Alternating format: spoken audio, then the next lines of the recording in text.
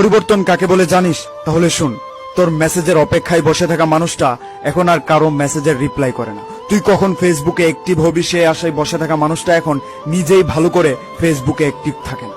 তোর মেসেজের অপেক্ষায় রাতে না ঘুমিয়ে বসে থাকা মানুষটা এখন তুই ঘুমানোর আগেই ঘুমিয়ে পড়ে। মেসেজ পাওয়ার পরে সাথে সাথে রিপ্লাই দেওয়া মানুষটা এখন মেসেজ পাওয়ার পরেও রিপ্লাই দেওয়ার আগ্রহটা হারিয়ে ফেলেছে। একদিন কথা না বললে যে মানুষটা রাতে না ঘুমিয়ে সকাল করে দিত, সেই মানুষটা এখন রাতে ঘুমানোর সময় তার ফোনটা অফ করে ঘুমায়, যাতে করে রাতের ঘুমে তাকে কেউ ডিস্টার্ব না করে। যে মানুষটা কথা বলতে গেলে তোমার সাথে ঝগড়া করত, সেই মানুষটা এখন ঝগড়া কেন, কারোর সাথে মেসেজও করে না। যে মানুষটা পৃথিবীতে সবচেয়ে বেশি তোমাকে মূল্য দিত, সেই মানুষটা এখন তুমি কেন পৃথিবীর কাউকে মূল্যায়ন করে না।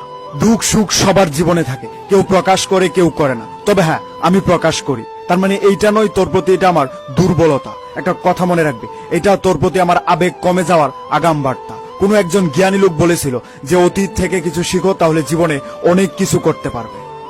তবে ওই ভদ্রলোক এইটা বলেনি যে অতীত নিয়ে আঁকড়ে থেকো না। আমার জীবনের সবচেয়ে বড় ভুল ছিল তোর অতীত নিয়ে আঁকড়ে থাকা। তবে আমি দেরি হলেও এটা বুঝতে পেরেছি তুই আমার জন্য ছিলি না।